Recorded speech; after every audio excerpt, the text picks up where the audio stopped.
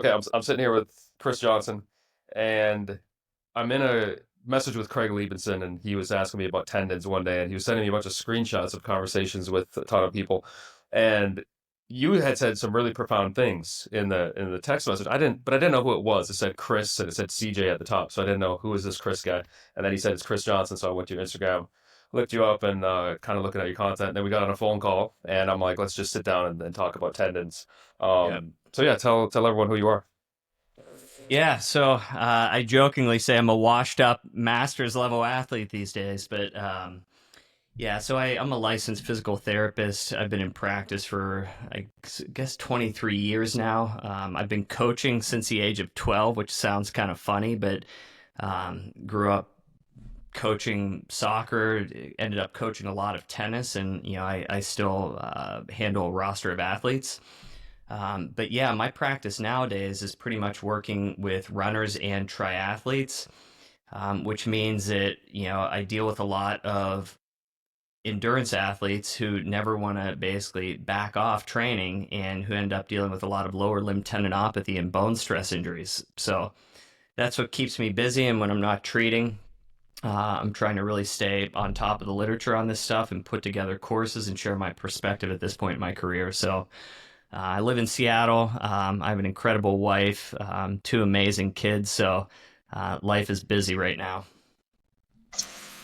The It seems like you really simplify things, and something I've always appreciated when people can do that. You talked about exercise monotherapy. What does this mean from a tendon rehab perspective?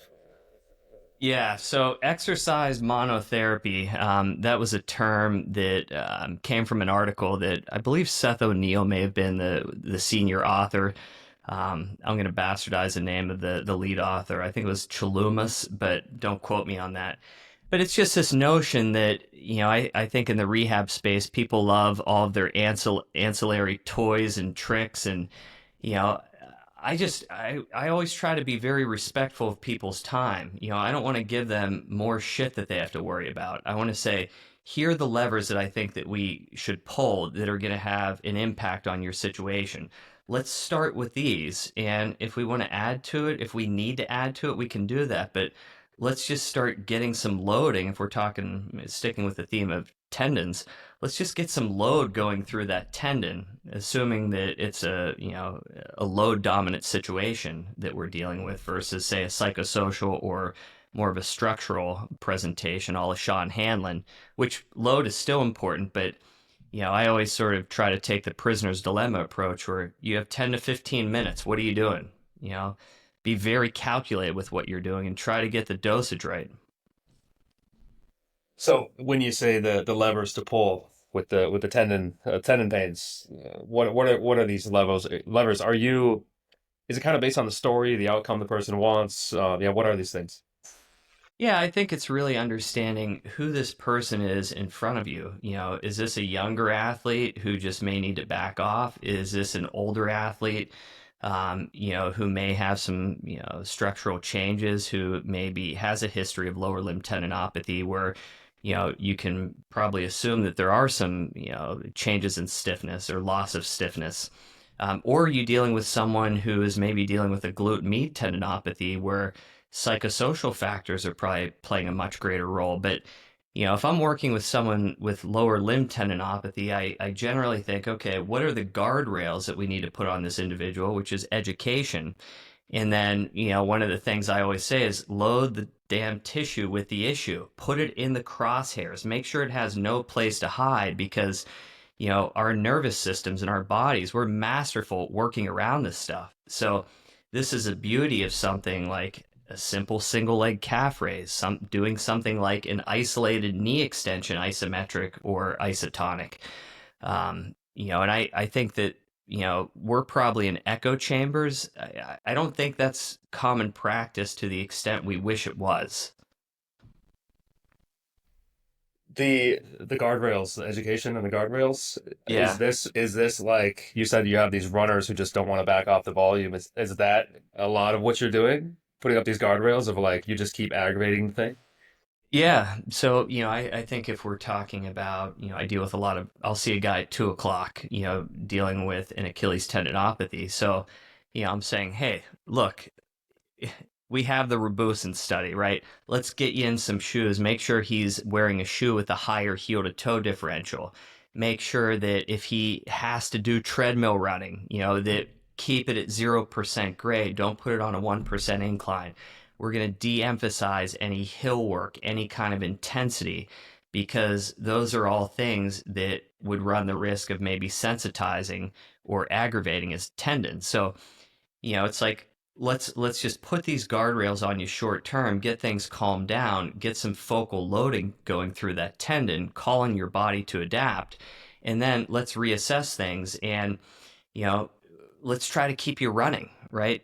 The Achilles, it can be a little bit more challenging because there's a great quote from one of the experts. It was in Brady Green's paper, saying there's no place for the calf and Achilles tendon to hide with running versus like the proximal hamstring, which, it's much easier to hide that region with distance runners.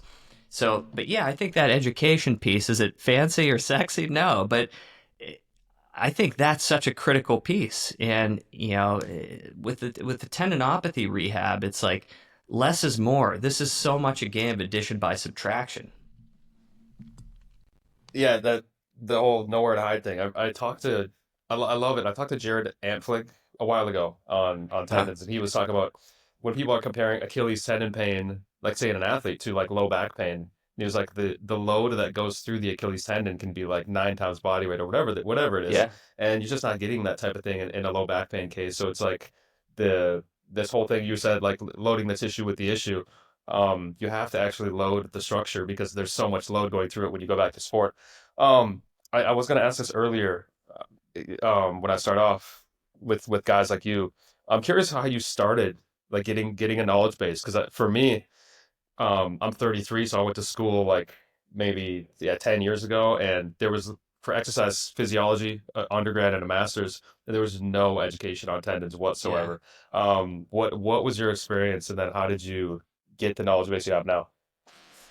Yeah, great question. I have huge respect and have to pay gratitude to a couple mentors. So I lived in Lynn Snyder Mackler's lab, who is one of the world authorities on ACL pathology in rehab.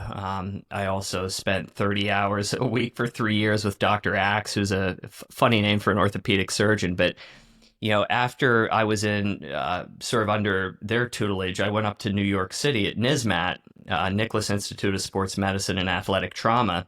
And that's actually where Peter Magnuson used to be. Now, I didn't cross paths with Peter when I was there. He's a prolific tendon researcher, though I haven't seen him do as much lately.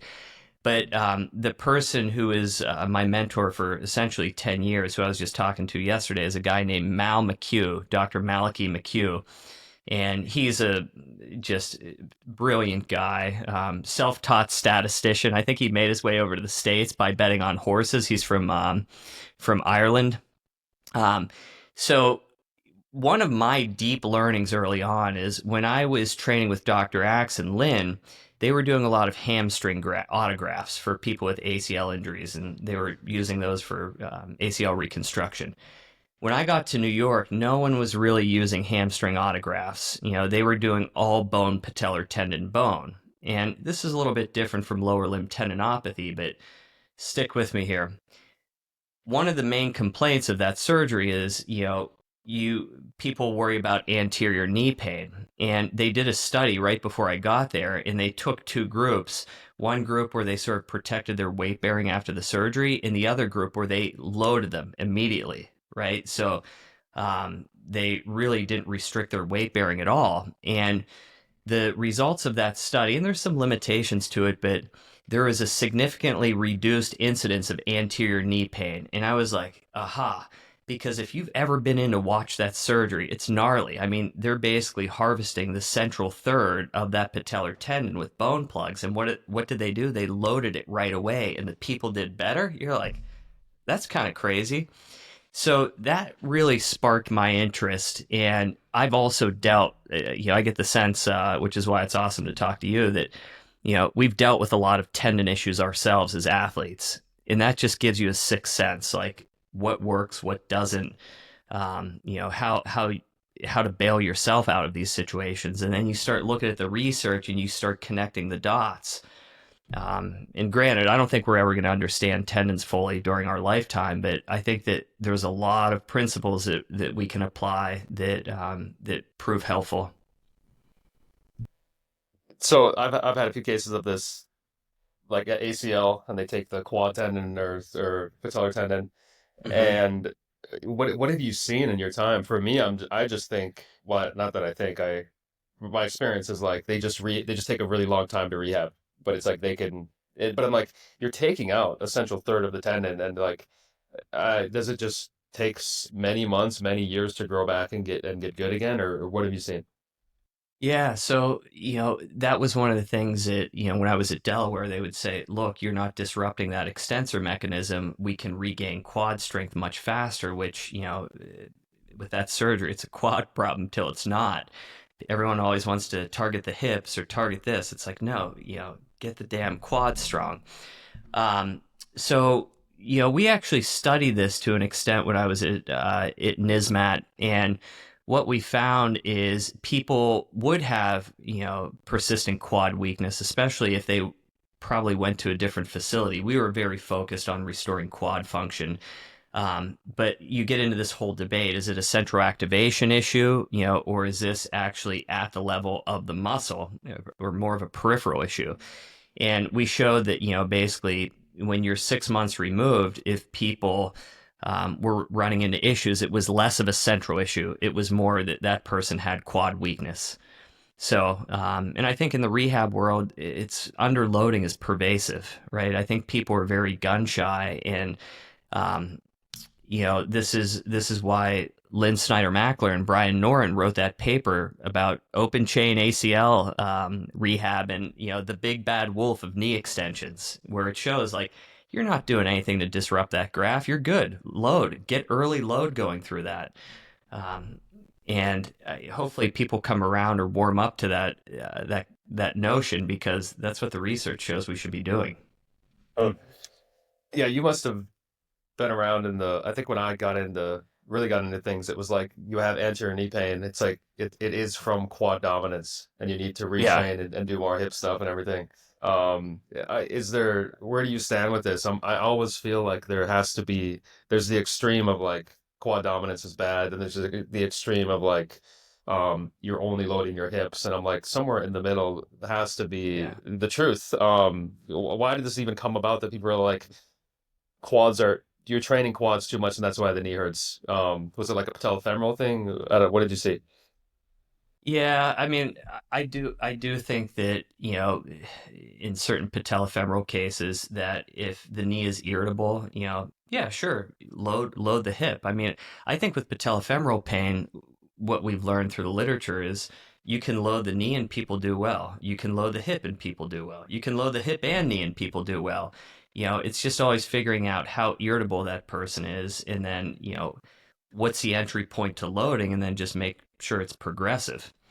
Um, Now, if you look at the best runners in the world, they're generally upright, right? So when you're landing, your knee is cycling, let's say anywhere from 20 to 40 degrees from a closed chain in terms of knee flexion. Let's just say 25 to 30. Your quads better be strong, right? So I hammer the runners. Like, one of my benchmarks is I want to get them up to doing a barbell toe tap, 1.5 times body weight, where they're able to do that for a minute with good control, because you can't work around the quad, right?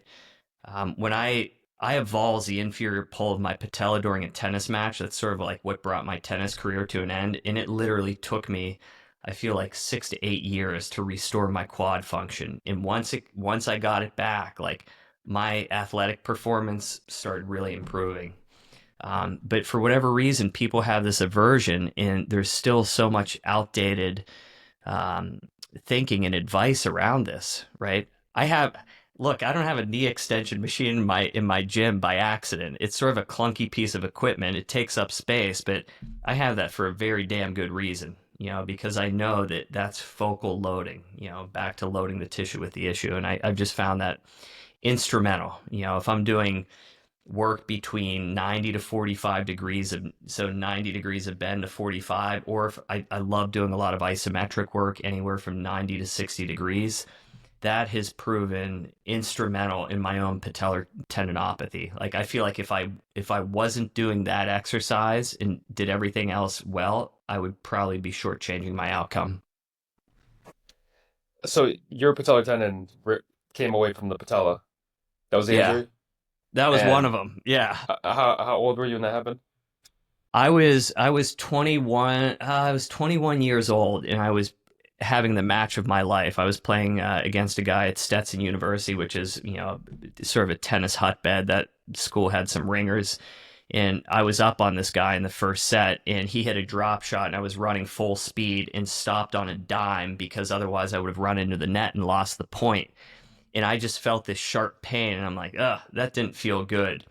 And I was able to complete the match. I ended up losing the match, but like I didn't have my speed.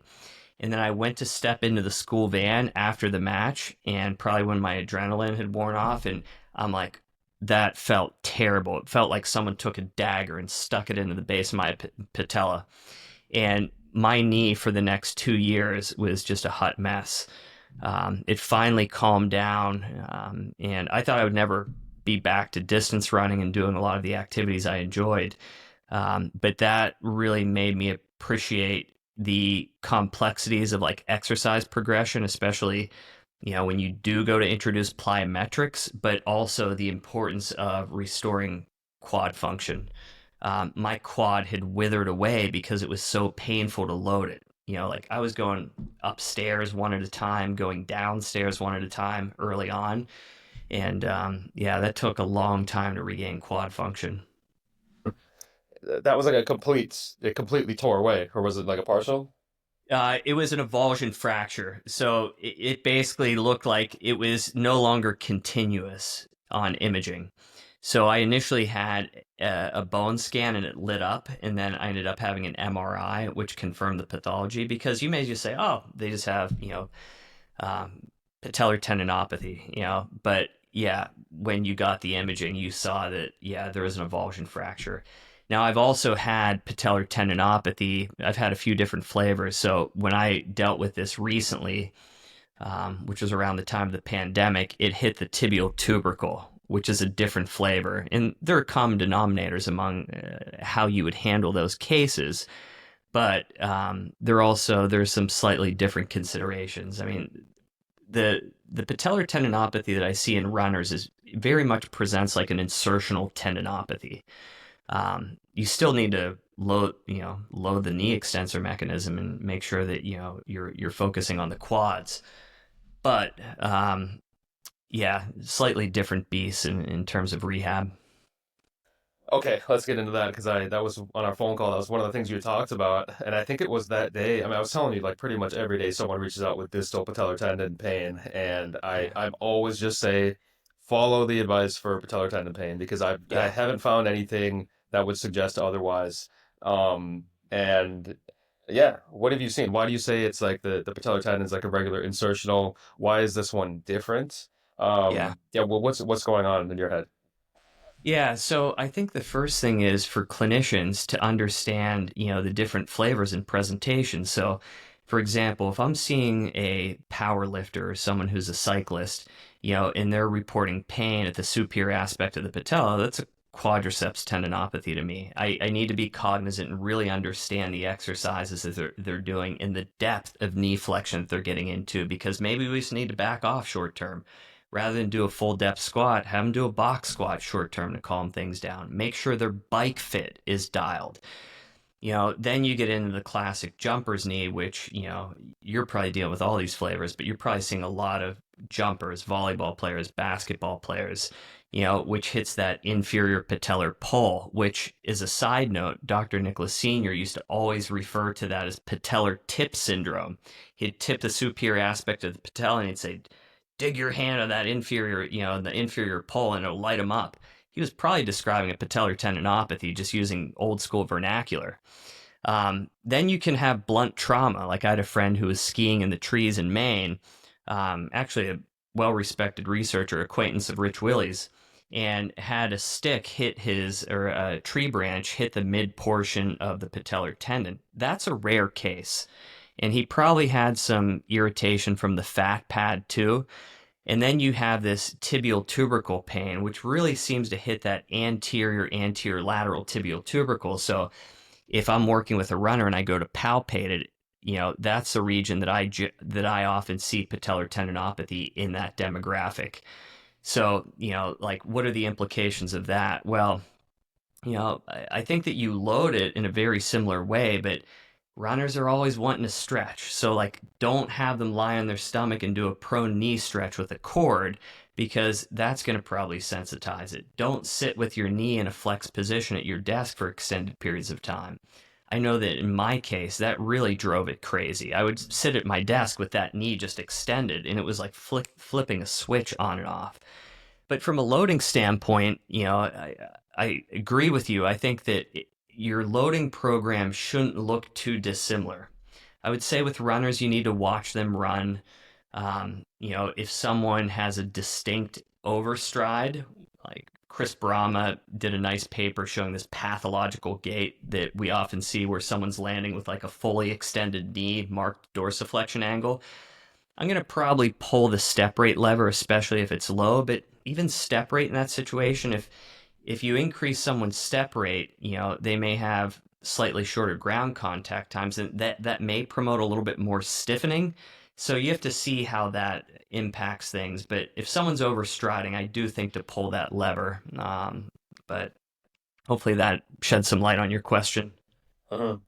Yeah, and then from like a rehab, maybe like the if you're doing isometrics or heavy slow strength training, like it's just really about getting the quad back for all of those like quad patellar, distal patellar. Is there any differences with the loading exercises, like what people are tolerating better with the different pains, or is it just like individual?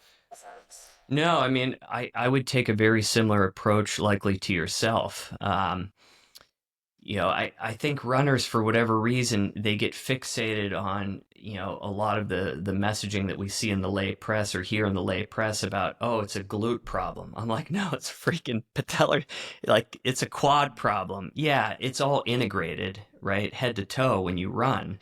But, I think people are always taking an avoidance strategy. And if there's one thing I've learned in terms of managing people with lower limb tendinopathy, maybe if someone has a first time reactive case, if we think of the continuum model, and you pull them back and let things calm down and then sort of reintegrate them into running, they can do well. But in these chronic cases, you have to load the extensor mechanism. Like that's something that's become abundantly clear to me that I think we're starting to appreciate in the literature. The it's that reactive tendinopathy. I was talking to one of my friends who does a lot of tendon rehab, and he was saying he hardly ever sees that reactive tendinopathy.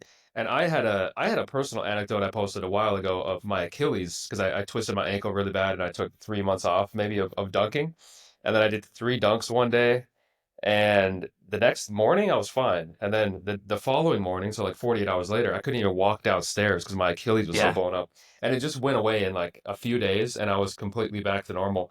yeah. Are you seeing these reactive cases where you just can pull them out and the tendon settles and then you're good to go, or are they pretty rare? Great question. I would agree with your friend. I'd be curious who it is too, but we can come back to that. I think a lot of the times, what happens, a runner deals with a situation like this, they're in denial. Like they're not accepting the fact that they have an injury going, even though it's sidelined them from training short term.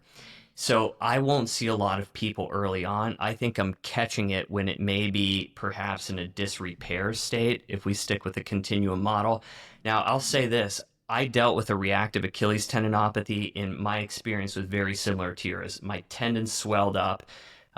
It was very irritable. I remember trying to go on a walk with my wife on a fall day over in West Seattle. And I'm like, I got 30 steps. I'm like, I have to go home, right? So I didn't do any running for about 4 weeks, 3 to 4 weeks.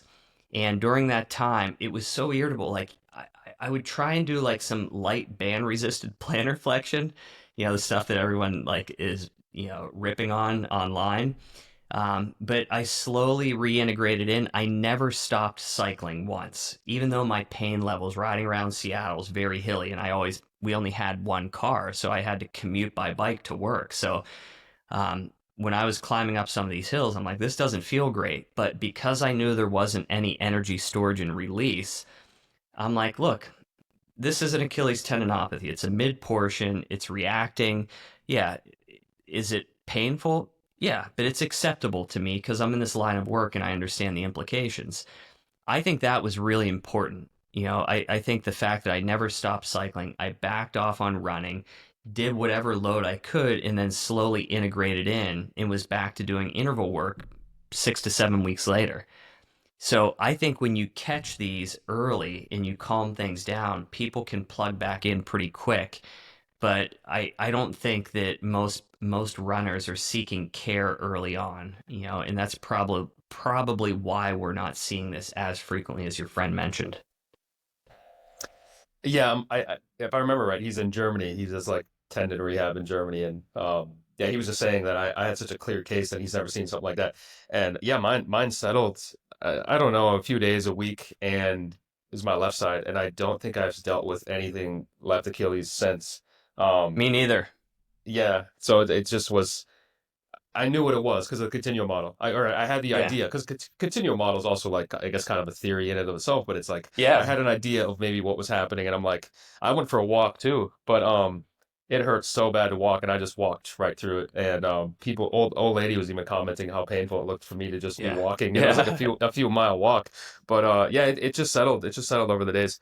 Um, a lot of things you said there I want to talk about. But you said one on the pain level was acceptable to you when you were cycling because people they still get back to me about what is the right pain level during training, what is the right pain level the next day, and I usually do give that acceptable word, but I don't know, that's hard to still be like, what do you make of that? What's the right pain levels with tendon rehab? When we say acceptable, do we need more education Yeah. on what acceptable means?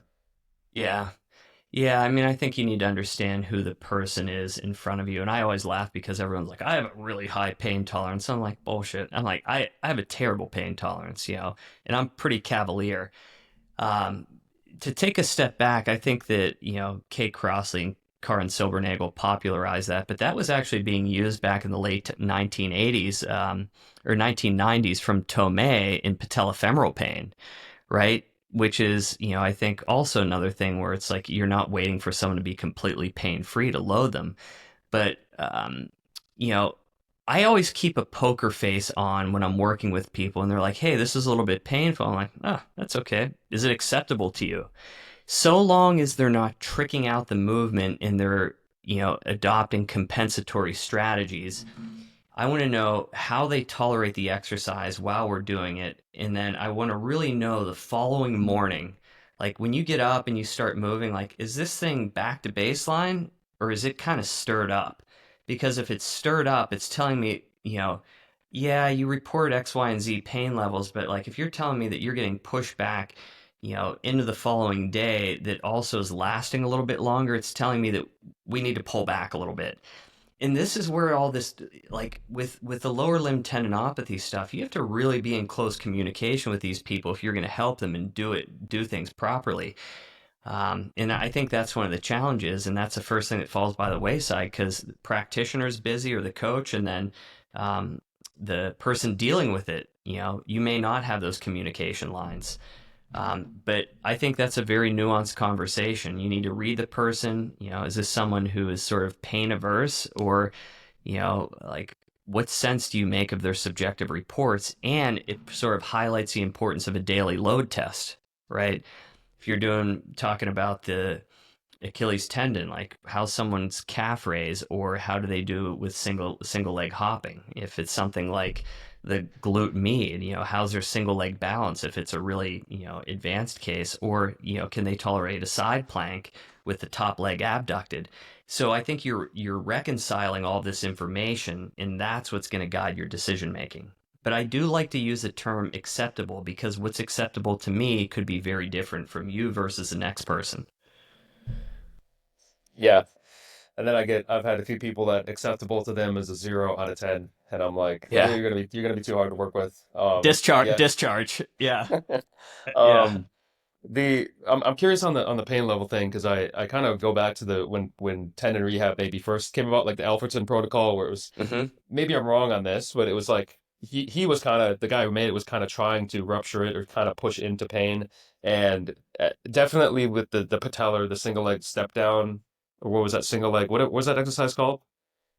The single Yeah. leg Well, decline squat, the single leg decline squat. yeah. That's what it was. Yeah. And it was almost like you want to get like a 4 or 5 out of 10 in the session. I don't know if they talked Yeah. about pain the next day, but I feel like that was such a different way of looking at tendon rehab, of like, we want Yeah. to aggravate the thing and like piss it off. And then maybe over time it will desensitize or adapt. And now I'm like looking at what makes most sense to me is, let's hit the associated muscle and lay off of the joint and the tendon and just let that go about its healing process. But quit, like, I guess, like you said, stirring it up, quit stirring it up.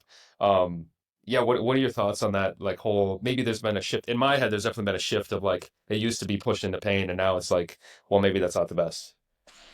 Yeah, I think that it's a complex topic, and I think that, yeah, it's not just like throw caution to the wind and go Goggins on it, right? It's like, let's get the dosage right, because we're trying to disturb the system, but we don't want to disturb it too much, because if we have to take a step back, it's saying, oh, we jumped the gun. But to just steadily disturb the system, because I think that that's what's going to bring about the adaptations. If we're going to say it's mechanical adaptations such as stiffness or Young's modulus, that's probably, the way to go. But yeah, I think that I don't have a definitive answer. So Yeah, no, that makes the Goggins thing is, it makes a whole lot of sense. I'm curious on this whole pain thing. So like, kind of in that message you have the Craig, you were talking about the isometrics, and mhm, Greg Lehman kind of brought this up too, that early on, that I think that pilot study was saying how isometrics are going to decrease pain in patellar tendon, and then maybe everyone went crazy for like, isometrics are the thing that yeah. causes analgesic effect. Where do you stand with that? Because we were both saying that there's so many people that you give isometrics, even the 45-second isometrics, and it Yeah. just pisses off their tendon and sets them back. Yeah. Yeah. So, I always tell people holding is healing. That's one of the sound bites. But, I think the isometrics are interesting. I think that, I have two sound bites for you. Isometrics are not a rite of passage. Isometrics make heroes, right? I think for runners, they're great, because I know I'm not going to deal with a lot of residual fatigue, where if you get the dosage wrong and you're doing heavy, slow resistance.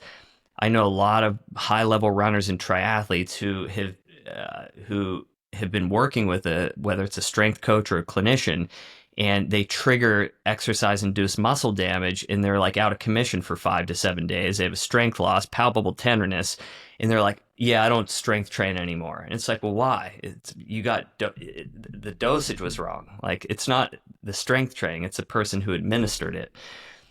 So. But the thing that I wonder about isometrics is, yeah, you see a mixed response. I mean, that Seth O'Neill, Sinead Holden, and there's been others, but I wonder if the people who respond from a pain amelioration standpoint are perhaps folks that are dealing with increased intratendinous pressure, and maybe we're wringing like a towel, like we're wringing out that tendon, and it's decreasing the intratendinous pressure, and that may be partially explaining why they're having a favorable response from pain. I don't know. That's speculation.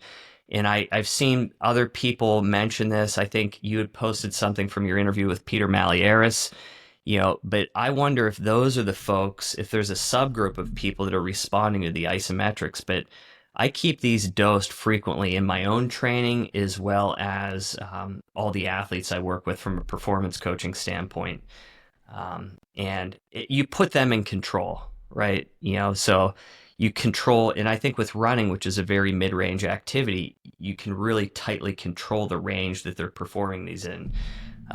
So, and with a lot of runners who aren't strength training, if you really understand physics and biomechanics, you can create high strain in positions that don't involve a lot of compression, that are probably going to bode well or be meaningful for these individuals. Hmm.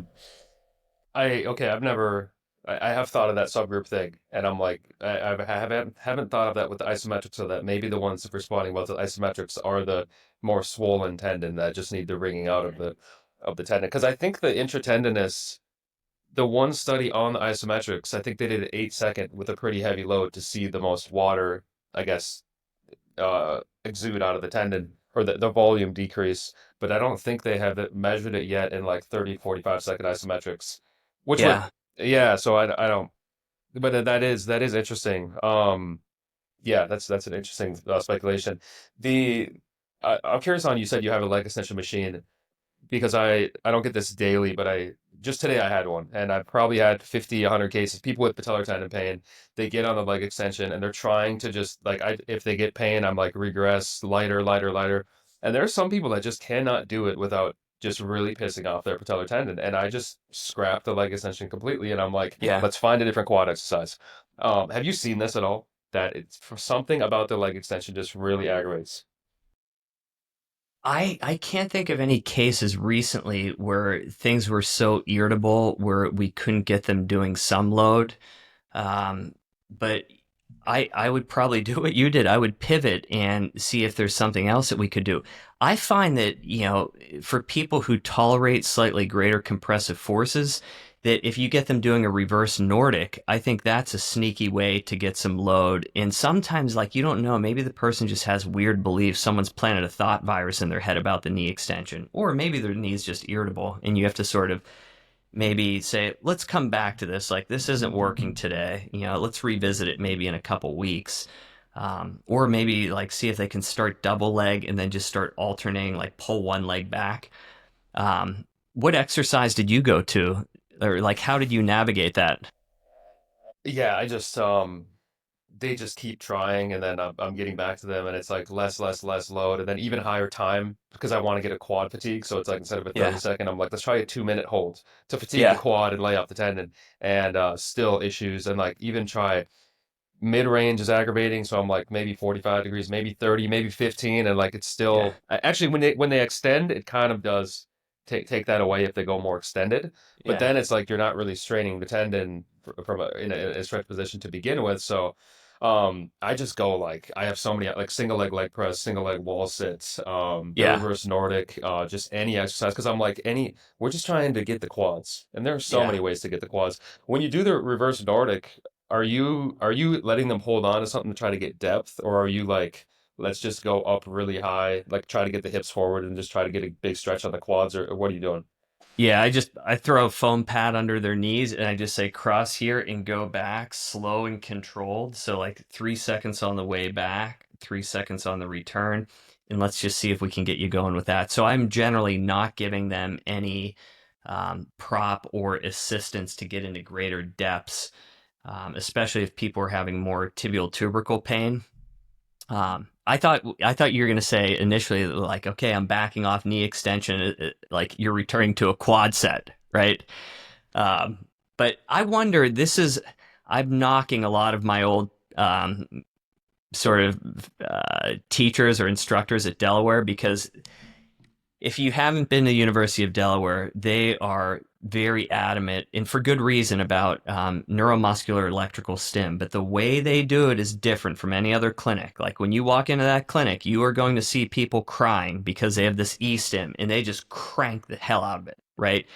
So I wonder with someone, if their knee is that irritable, if you can somehow get them in, they obviously have an isokinetic dynamometer where they are using e-stim. So the fellow who I was talking to that had the skiing accident where a branch collided with his patellar tendon, he was telling me, because he's very well versed in the literature and understands how to leverage this. He's like, yeah, I was doing some NMES, neuromuscular electrical stim, to my quad to get some load through the tendon. And Karin Silvernagel presented on this at the annual Physical Therapy Association.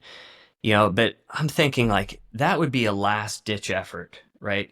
Why not just do a knee extension? But if it's that irritable, there is a study from Kelly Fitzgerald that looks at NMES after ACL either ACL reconstruction or after total knee arthroplasty, where they're getting high contraction intensity, but the knee is straight. So you're thinking about that length tension relationship, and you're like, ugh. So maybe that's an instance where you could use it. So you're getting at are they just sitting there and putting it on, and that's a way to fatigue quads? And are you actually getting some strain on the tendon? I don't. I'm not familiar of any research where they've actually looked at tendon strain as a function of NMES dosage or intensity. So the to paint this in people's minds, imagine that you're strapped in like an isokinetic dynamometer, which is essentially like a barber's chair, and they fix the arm, like the lever of the isokinetic dynamometer or the arm at 60 degrees of knee flexion, and they put basically these big electrodes over the VMO and like the motor points of the quad, and they crank it, right? They're taking you up to a very like intense quad contraction. 12 seconds on, 50 seconds off with like a 3-second ramp up there. But if you're having someone flex to 60 degrees of knee flexion, I'd be like, don't make them suffer through the skin impedance and the discomfort of the e-stim. Get them on a knee extension machine. But, like if I think back to your case, maybe that's an instance where like if they can't tolerate any kind of knee extension loading, maybe again, if especially if research starts to show that you can get some strain going through that tendon, but I'm hard pressed to say it's going to like reach that threshold value of like say 4.5 to 5% strain that we're hearing referenced a lot. Yeah, yeah. The yeah, that's definitely interesting. When you brought up the E-stim, I was thinking, yeah, neuromuscular stimulation. I was thinking of that Bossa study, the Spanish squat. I don't know if you saw Yeah, that one. I don't know if Carl and Sobanaga was involved with that, but like putting it on and doing the Spanish squat and the strain in the tendon went crazy high. yeah, And I was thinking like for a really sensitive tendon, I think those really sensitive ones get set off when you're strained too much. I could be wrong, but it just makes sense to me. And I was like, yeah, that's cool, but like I feel like you'd be setting a lot of people off by just really yeah. pulling on that thing too hard. I don't know if you saw that and any thoughts on that study. Well, yeah. So the people at the group at Delaware who's using NMES, they are doing this. The person, you stay relaxed. You're not adding any volitional contraction, which is very different from a lot of folks. So yeah, I don't use the whole reason they use a lot of neuromuscular electrical stim is because they're dealing with a lot of people after ACL reconstruction where they're carrying a knee effusion. You have this reflexive quad inhibition where the person can't activate the quad. So they're saying like during this time, we want to make sure that the quad's not withering away, right? So they're using that to try and keep activation going through it. Now, I don't know. I'm lucky I made it through their program because I used to always be like, well, wait a second. I'd always push back. I think if you get that knee calmed down, you restore motion, you get that effusion resolved, that quad activation comes back. You can test it. You can look at something like the central activation ratio, like a la Jane Kentbron. But, most people are not doing that clinically. But, I find that if you get the knee calmed down, don't force range of motion, don't like stir up someone's knee, that you get it calmed down, they start doing well, right? You can then start loading them. But yeah, I always bring this up because people at Delaware are using the stim in a very unique way, and they do get great results, right? But the way other people are applying it is very different, and I would encourage anyone to like go and hang at that clinic if you're nearby because you'll have a different appreciation for what they're talking about. Is Carl Sobanago involved in that, or she's in a different department? No, so she's at Delaware now. I think she's been at Delaware for a few years, maybe a handful of years now. But you know, Lynn was always a big proponent because one of her seminal papers on the topic was in the Journal of Bone and Joint Surgery, and it basically showed that when you have this group that goes through NMES and it's done the way that they're preaching, that it basically improved quadriceps function, and she showed how that manifested during the walking cycle with knee flexion excursion. So yeah, they're big proponents of this, but they're doing it in a different way relative to a lot of other folks. So Yeah, I think Karin, I didn't see her presentation. They didn't provide supplementary notes at combined sections at our annual conference, but she was talking about the role of NMES in tendinopathy rehab. But I think that's, to me, that's a pipe dream. You know, I don't subscribe to that. Yeah, yeah. Um, okay, kind of. Can I I have wrote. one more thing? Yeah, go ahead. Yeah. So my buddy who was in attendance, you know, who I have deep respect for, a guy named Joel Sackgast, he said after the presentation, you had an old school PT come up and raise his hand and said, "Why wouldn't you just do a knee extension if you're trying to strain the patellar tendon?" And it was like, Yeah.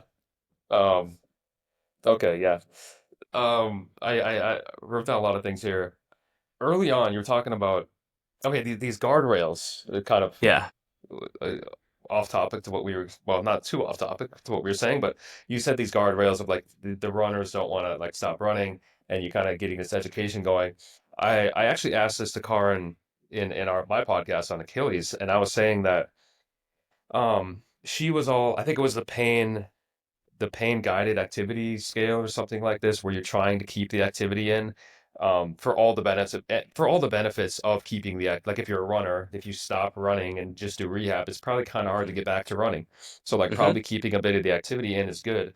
And I was bringing up basketball because I've always been a basketball guy. I've been a dunker, and it's like it is so hard to keep dunking in when your patellar tendon hurts. So in that yeah, case, it's almost like stop dunking for yeah. many weeks or many months and just rehab and then put it back in.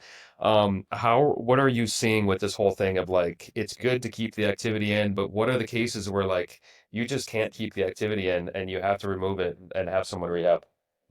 Yeah, that's funny. I'm just envisioning these like basketball players you work with going through like jumping withdrawal, you know, sort of like runners who can't run.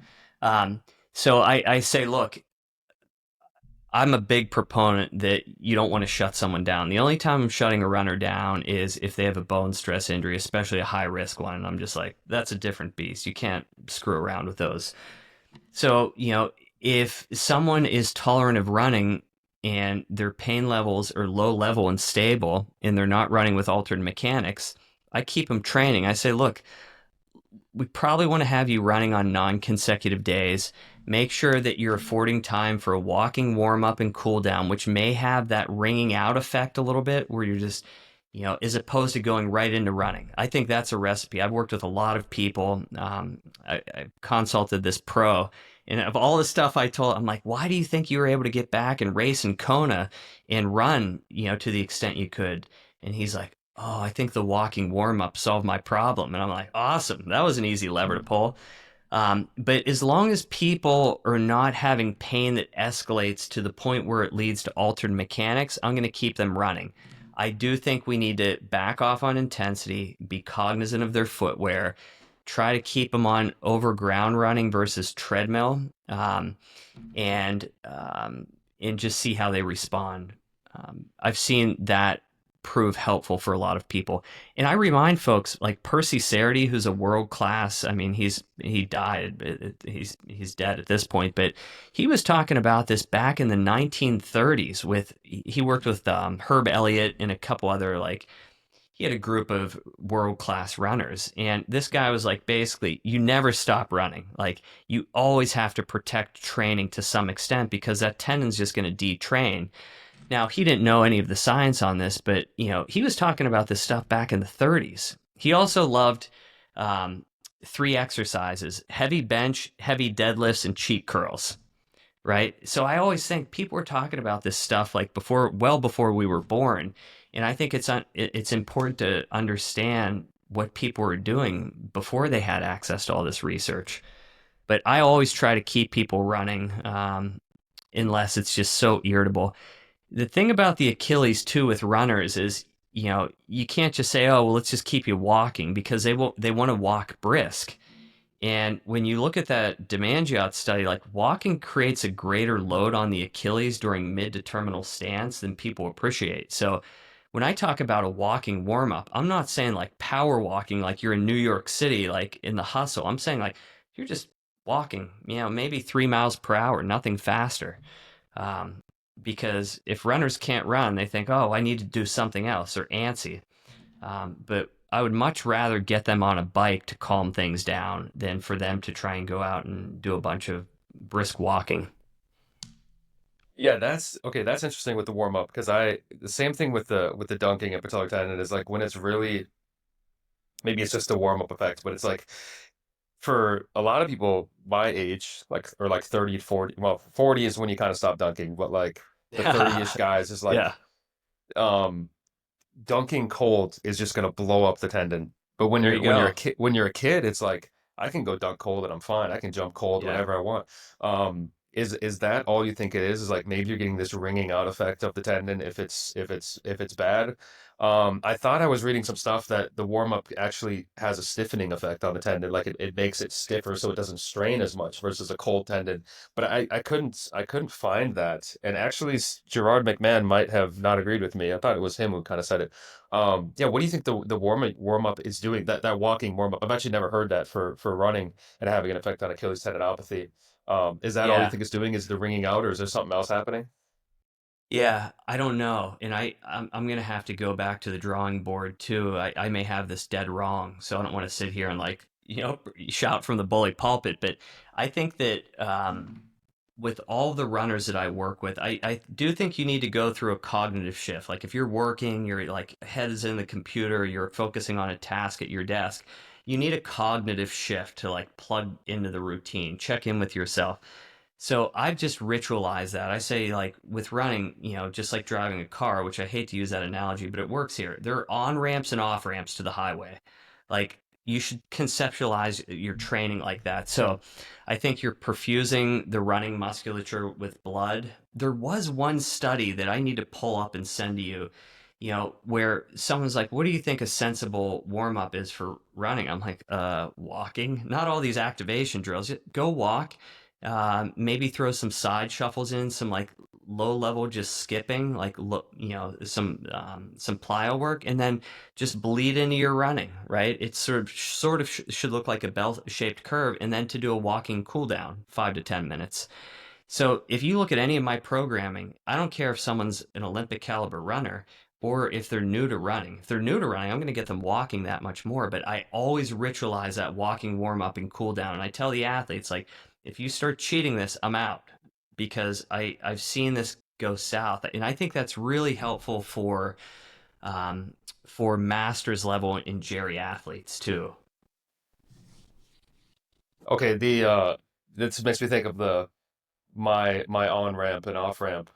The on ramp for dunking is me playing pickup basketball at Yeah, like an there you LA go. Fitness or something. Yep. And that really gets me going and warmed up, and then I'm doing the best dunks possible. And I know sometimes when I do set it off, and then I go home. And like I set it off and I go home, and I feel like it really. I wish I had more on this because it's just my own anecdote, and I'm like I think it's more sensitive that the next day and the following days it's more of a set off versus if I can have an off ramp of playing another game of basketball when it's sensitive, I feel like that has a really good effect. I just don't know. What are you thinking? Why do you make them walk afterwards? Like, does that have a positive effect on the tendon, you think? Yeah, so I tell people, whatever you do, don't do the walk and or don't do the run and sit. Because I feel like a lot of times we're all time pressed. People, they go through a training session, they may do a track session, and then they finish, and then they just go and sit in their car, like drive home, or they're back on their computer.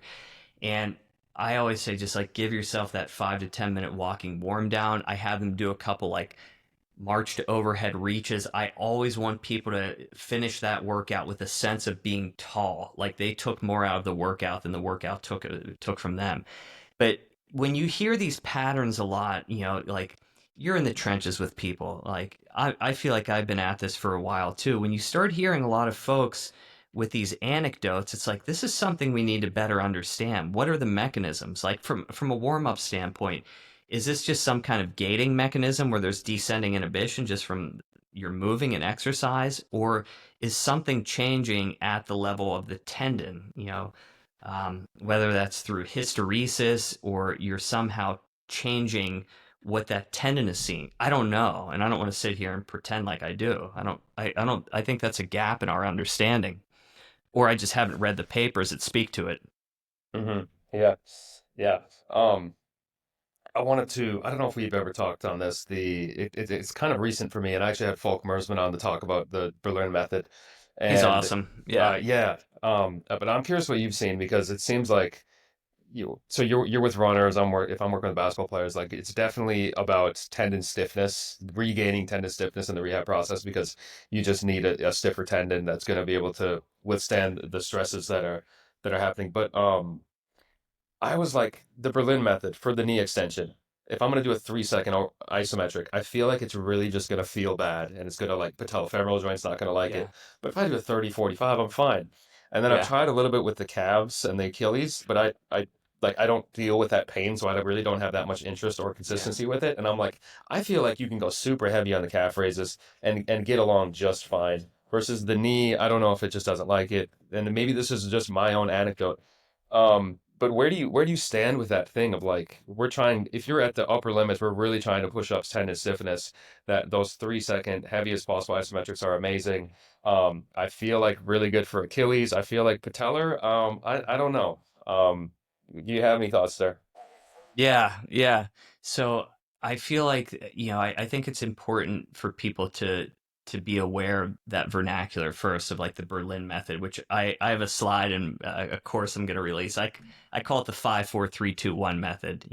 5 sets, 4 reps, 3 seconds on, 3 seconds off, and they're starting to show like you know even lower volume over the course of the week, seems to do the trick. Where I think historically, the protocol from Amram Potsis, if I'm pronouncing that right, it was 4 times a week, and they're saying like, 2.5 seems to be like maybe we can get away with that dose. Um, I find that I think we're splitting hairs a little bit. I wonder. I want to make this stuff sticky, and I just want to make sure someone's loading that damn tendon. If we're talking about low dominant cases and loading it heavy, so like I've been for a while talking about even before I knew it, and I don't want to pretend like I'm ahead of the literature, but I always say 3 to 4 sets of 5 5 second holds on 5 seconds rest, because it's easy to remember. So when like when people started talking about the Berlin Protocol, I'm like, this is awesome. But I also find that like I've given this to a lot of people where I'm like saying, hey, hold this anywhere from 10 to 30 seconds. And that seems to be very effective too from a like an anecdotal standpoint. So I don't know. I don't know if we need to really split hairs over this. I do think that if people tolerate higher contraction intensity, that's a goal, right? Because we need to sort of like similar to bone, shock the system a little bit for the tendons to be like, like what was that? But I agree with you in the sense that like if you're doing like really high intensity 3 second holds on a knee extension, that can stir things up, especially if people have any other coexisting pathology. With the Achilles, I feel like I'll get into a Smith machine at the gym so long as someone's not doing hip thrusts on it, which I'm just like, But I will do a lot of shorter, high intensity holds for my own programming with Achilles tendinopathy.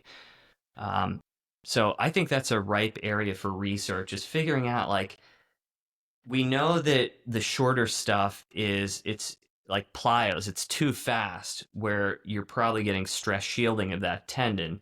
We know that you're trying to like leverage mechanotransduction to get it down to the cellular level to sort of elicit the adaptation. But like I feel like if we start with a broader range to say like anywhere from 3 to 30 seconds seems to like some people doing 45. I know that's what the original protocol was from Ebony Rio, but like 3 to 30 seconds seems like that's a sweet spot. Now, like, when would you want to do the 30 seconds versus go shorter? Where I've arrived at is I think you do a combination of this stuff. Maybe on the days, like, so if on a day that I'm running, I may run 6 hours later, I'll do the 30-second holds where I sit on my knee extension. I'm going 30 seconds on the left, 30 seconds on the right, back and forth. On the non-running days is when I do the higher intensity contractions. That's where I've arrived, and I don't want that to just be applied across the board. I think that this is more nuanced, but I think the main thing is to get direct loading through that tissue in the load dominant cases. Yeah. Um, maybe okay, a couple more questions if you got time. You got like 10 minutes, right? Yep. Okay. Yep. Um, yeah, you just said low dominant cases. I was gonna go somewhere else. I'll go there later, but the low dominant cases, because kind of on our phone call, you were talking about the gluteus or the lateral hip tendinopathy, and then the maybe the proximal hamstring, and you were saying like Yeah.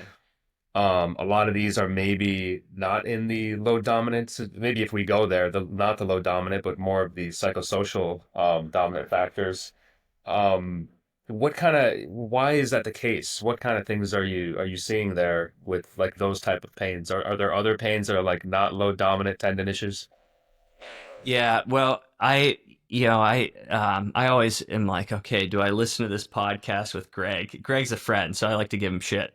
But you had him on the podcast, and I think that he had a great explanation. Maybe it's reductionist, but he said in a case like the lateral hip that you have this local manifestation or bomb of a systemic problem. And I think that is very accurate. And I want to like give him a hat tip because that's what my experience has been too. I think the loading is important. I think you really need to understand compressive forces, people hang out on that lateral hip, wanting to stretch it.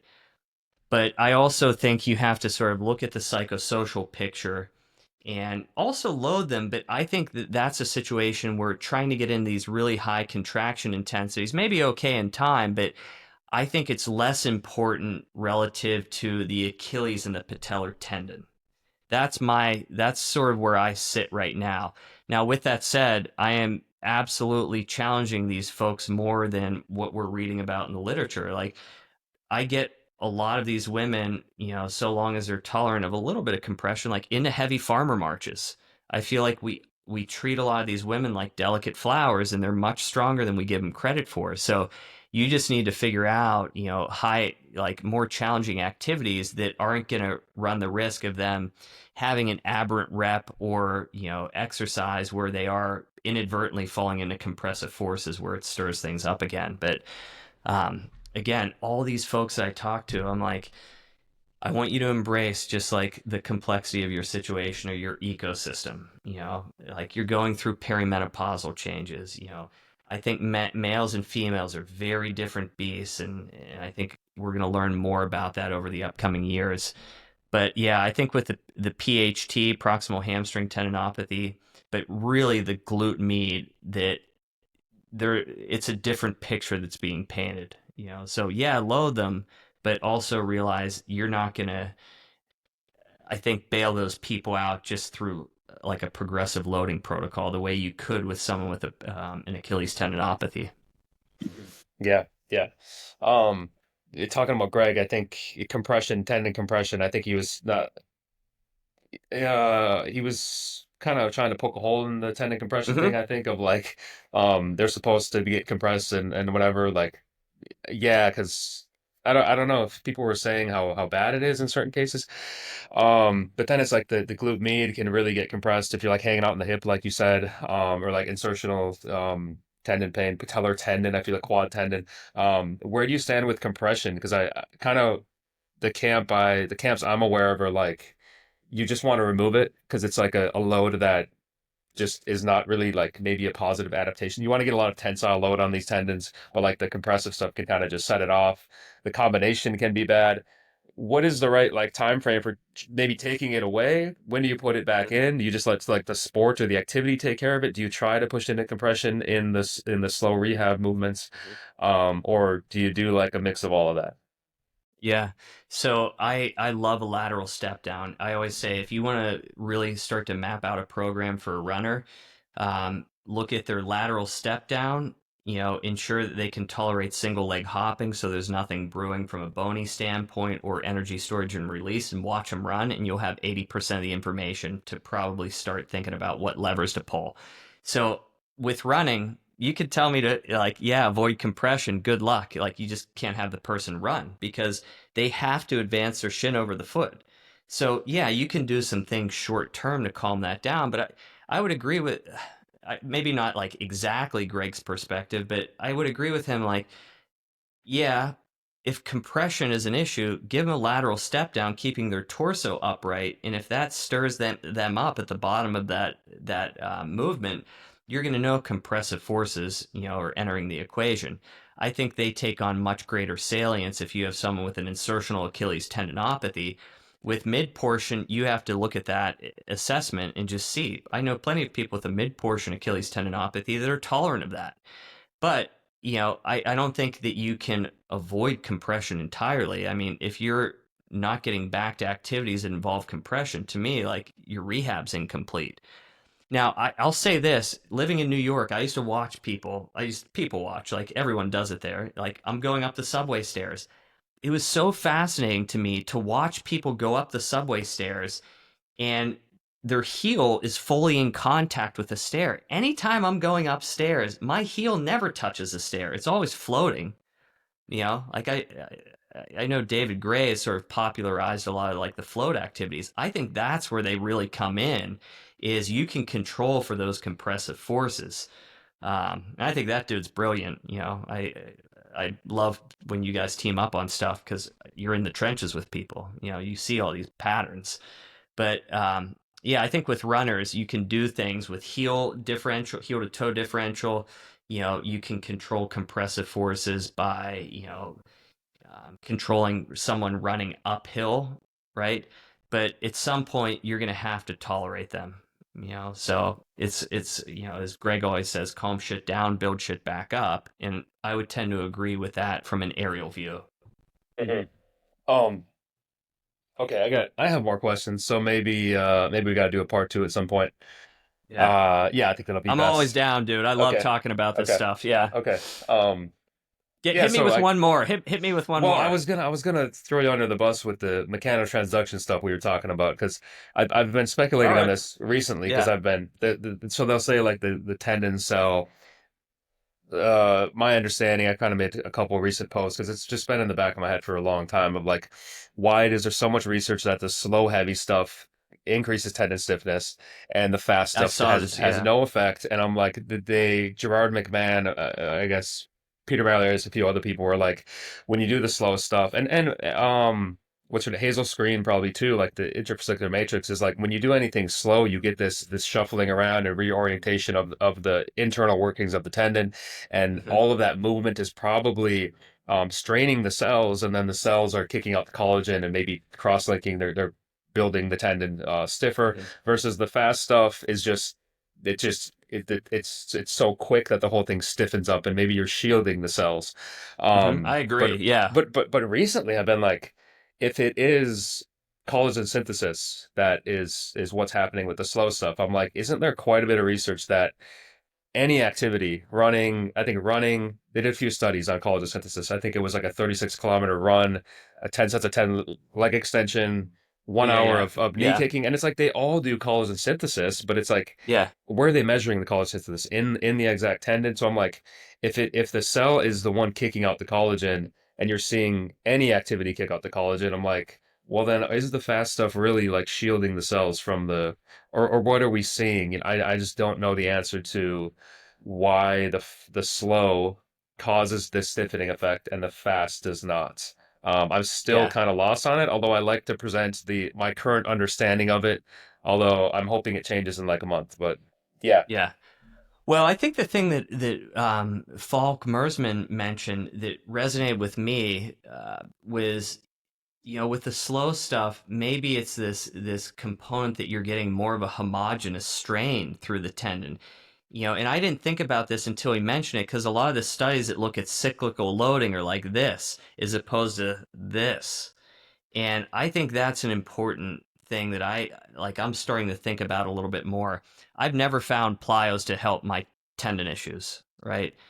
But I also think that, the study that you're looking at, where you sort of get this like curvilinear response where like the tendon, similar to bone, almost like becomes deaf to load after a certain volume, that really speaks to getting your programming and the dosage right. So like one of the things I tell runners is, I know you're enamored by the long run. I get it. You're worried that you're not going to be able to complete the marathon. Most of the time, I never have someone outside of that one long run. I don't let people generally run much over 2 hours especially the elite level runners, because it's just they get zapped from a recovery standpoint. Most of their runs, I say you have an hour to run. Whether, and that's excluding the walking warm up and cool down, So I think that if you're going to do like just low intensity running, that's great. You have a full hour. If you're going to do some interval work, I would shorten that or abbreviate the session, not only for bone, but also for tendon health. I think a lot of runners just are enamored by volume and training to offset stress in their life, and they get in trouble. And I always have that graph in my head, the one you were talking about with like 10 sets of kicking, a 36-kilometer run. Like, so I think it's like, yeah, just making sure that you have balanced programming of like work to rest intervals. I'm always saying like, hey, 24 hours to the best we can, strict rest between, your workouts outside of like if someone's hell bent on doing a double threshold day. So anyways, I Yeah, better hop here. This guy's yeah, probably yeah, standing yeah. No, outside. no, you're good. If you got 1 second, tell everyone where to find you online. Oh yeah, so I'm just at Chris Johnson the PT on Instagram. You never know what you're going to see with my Instagram channel, but my website is chrisjohnsonpt.com. I have a massive course that literally has been 2 years, 2,500 hours. I'm not exaggerating that has literally taken a couple months off my life in hindsight. But yeah, and I really appreciate you having me on. I have the deepest respect for you, brother. And you're someone I know when people are into seeking truths and always trying to refine their perspective and make sure it's the least wrong it can be. And you just exude that, Jake. And I think that's why it's no surprise why people are tuned in. Plus, you also have moral authority on the topic as someone who can dunk a basketball. So Yeah, yeah, yeah. Oh yeah, oh man. Yeah, thank you. Yeah, we'll try for a part two soon because I got to about half my anytime. questions. But all right, man. Take care. We'll All talk right, later. be good.